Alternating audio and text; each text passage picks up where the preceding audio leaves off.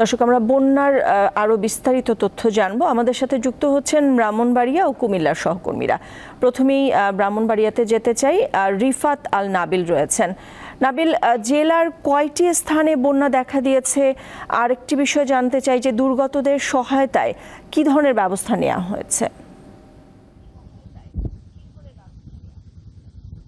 যে নাদিরা, ব্রাহ্মণবাড়িয়ার মোট ৩টি উপজেলা ভীষণভাবে ক্ষতিগ্রস্ত হয়েছে। এর মধ্যে বেশি ক্ষতিগ্রস্ত হয়েছে আখাউড়া উপজেলার প্রায় ৩৬টি গ্রাম আপনার পানির নিচে তলিয়ে গেছে এবং প্রায় ৮টি জায়গায় রাস্তাঘাট ভেঙে যোগাযোগ ব্যবস্থা প্রায় বিচ্ছিন্ন হয়ে পড়েছে। ওখানকার মানুষ সবচেয়ে বেশি ক্ষতিগ্রস্ত হয়েছে। এমনকি ওখানে আপনার যে উঁচু যে প্রাইমারি স্কুলগুলোকে বন্যা দুর্গতদের জন্য আশ্রয়কেন্দ্র হিসেবে ঠিক করা হয়েছিল। সেই অনেকগুলো আশ্রয়কেন্দ্র তো আমরা জানতে পেরেছি যে পানি উঠে গেছে, ফলে এই মানুষগুলো এখন আর যাওয়ার কোনো জায়গা পাচ্ছে না। প্রায় শতাধিক পরিবার এখনও আশ্রয়কেন্দ্রে যেতে পারেনি, পানিবন্দী অবস্থায় আছে, তাদেরকে উদ্ধারের কাজ চলছে। আখাউড়ার পাশাপাশি দ্বিতীয় বেশি ক্ষতিগ্রস্ত জায়গাটা হচ্ছে কসবায় প্রায় ২৬টির উপরে গ্রাম, প্রায় ৩০টির মতো গ্রাম ক্ষতিগ্রস্ত হয়েছে। এর মধ্যে বাইক ইউনিয়নের মাদলা গ্রাম এবং পুটিয়া গ্রাম এগুলো বেশি ক্ষতিগ্রস্ত হয়েছে। এমনকি কসবার মহাসড়কের আশেপাশে বেশ কিছু গুরুত্বপূর্ণ সড়কও ক্ষতিগ্রস্ত হয়েছে, যার কারণে যোগাযোগ ব্যবস্থা বিচ্ছিন্ন হয়ে পড়েছে এবং উদ্ধার কাজ চালানো কঠিন হচ্ছে।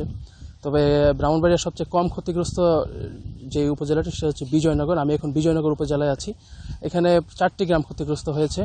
তবে বিজয়নগর উপজেলাটা গুরুত্বপূর্ণ এই কারণে যে এখানে আপনার এই জেলাটি কৃষির জন্য খুব গুরুত্বপূর্ণ।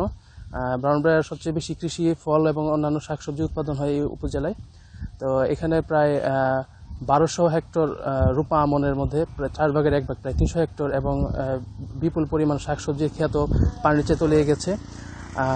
যদি বন্যা দীর্ঘমেয়াদী হয় তাহলে ফসলের ক্ষয়ক্ষতি বাড়তে পারে। তবে বন্যা স্বল্পমেয়াদী হলে কিছু কিছু শাকসবজি এবং অন্যান্য ধান অন্যান্য ফসল আশা করা যাচ্ছে যে ক্ষয়ক্ষতি কাটিয়ে ওঠা সম্ভব হবে। এদিকে জেলা প্রশাসন থেকে এবং উপজেলা প্রশাসন থেকে সেনাবাহিনী এবং বৈষম্যবিরোধী ছাত্রসহ বিভিন্ন রাজনৈতিক এবং ধর্মীয় সংগঠন বন্যার্তদের সহায়তায় এগিয়ে এসেছে। জেলা প্রশাসন থেকে জানানো হয়েছে যে ইতিমধ্যে প্রায় 15 মেট্রিক টন চাল এবং 5 লক্ষ টাকা বরাদ্দ দেওয়া হয়েছে এবং বরাদ্দ পরিমাণ ধীরে ধীরে বাড়ানো হবে। জেলা প্রশাসক, উপজেলা নির্বাহী কর্মকর্তারা, সেনাবাহিনী এবং বিভিন্ন সামাজিক সংগঠন তারা বিভিন্ন বন্যার্তদের বন্যা কবলিত এলাকা পরিদর্শন করছেন এবং উদ্ধারের কাজ করছেন। এই ছিল ব্রাহ্মণবাড়িয়া থেকে এখন আমার কাছে সর্বশেষ। নাবিল, ধন্যবাদ আপনাকে। দর্শক, আমরা এবার কুমিল্লার চিত্র দেখতে চাই। কুমিল্লায় রয়েছেন সহকর্মী শাকিল মোল্লা।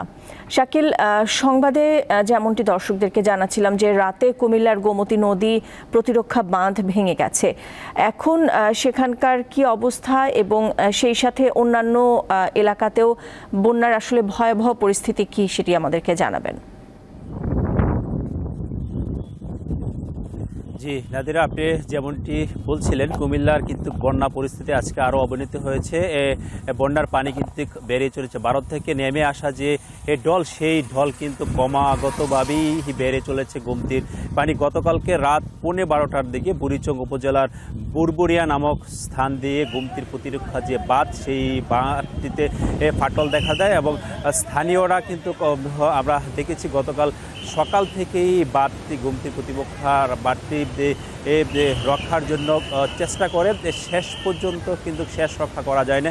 ঠিক রাত 12:15টার দিকে বাঁধটি ভেঙে যায় এবং লোকালয়ে পানি প্রবেশ করতে শুরু করে। তাৎক্ষণিকভাবে বুড়িচং উপজেলা প্রশাসন এবং ব্রাহ্মণপাড়া উপজেলা প্রশাসন তারা জরুরি অবস্থা ঘোষণা করেছে এবং বন্যা আর ক্ষতিগ্রস্ত এলাকাগুলো যেগুলো প্লাবিত হওয়ার আশঙ্কা করছেন, তারা ওই অঞ্চল থেকে লোকজনকে আশ্রয়কেন্দ্রে নিয়ে যাওয়ার জন্য কিন্তু ঘোষণা করেছেন, মাইকিং করেছেন। এই অঞ্চলের যে প্রতিষ্ঠানগুলো রয়েছে সেই প্রতিষ্ঠানগুলোকে আশ্রয়কেন্দ্র হিসাবে ঘোষণা করে আমরা দেখেছি যে এই গোমতীর যে পানির স্রোত কিন্তু ক্রমেই বৃদ্ধি পাচ্ছে এবং আমরা সকাল থেকে কিন্তু নতুন নতুন গ্রাম প্লাবিত হওয়ার সংবাদ পাচ্ছি। লোকজন তাদের আসবাবপত্র এবং জরুরি প্রয়োজনীয় জিনিসপত্র নিয়ে আশ্রয়কেন্দ্রের দিকে যেতে দেখেছি।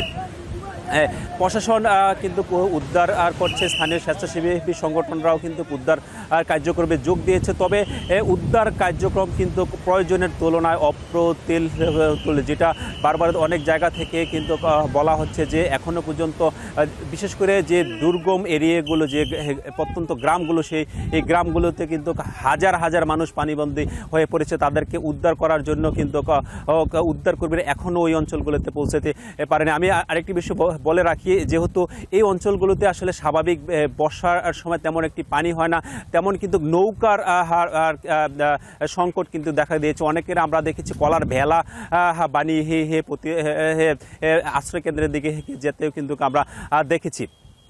পাশাপাশি গতকাল সন্ধ্যার দিকে কিন্তু কুমিল্লার তিতাস উপজেলার ঘোষেরকান্দি নামক স্থান দিয়েও কিন্তু গোমতীর প্রতিরক্ষা বাঁধ ভেঙে যায় এবং তিতাস এবং দাউদকান্দি ওই অঞ্চলগুলোতে কিন্তু নতুন করে প্লাবনের খবর আমরা পেয়েছি। ওই অঞ্চলগুলোতে কিন্তু মানুষের বাসা বাড়িতে পানি উঠে গেছে এবং তাদেরকেও কিন্তু আশ্রয়কেন্দ্রে নিয়ে যাওয়া হচ্ছে। তারা এই বন্যা কবলিত এলাকাগুলোতে কিন্তু খাবারের একটি সংকট দেখা দিয়েছে। কিছু শুকনা খাবার এবং যারা স্বেচ্ছাসেবী সংগঠন আমরা গতকালকেও দেখেছি, আজকে সকালেও দেখেছি খাবার নিয়ে আসছে, যা প্রয়োজনের তুলনায় আসলে খুব অপ্রতুল। কুমিল্লা জেলা প্রশাসনের পক্ষ থেকে দুর্গত এলাকার জন্য জরুরি ভিত্তিতে কিন্তু সহায়তার ঘোষণা করা হয়েছে, যেটি আসলে প্রয়োজনের তুলনায় অনেক কম।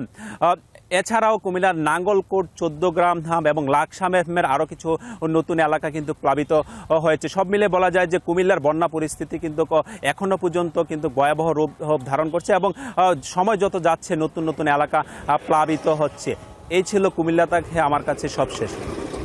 শাকিল, ধন্যবাদ আপনাকে। দর্শক, আমরা বন্যা পরিস্থিতির খবর জানছিলাম।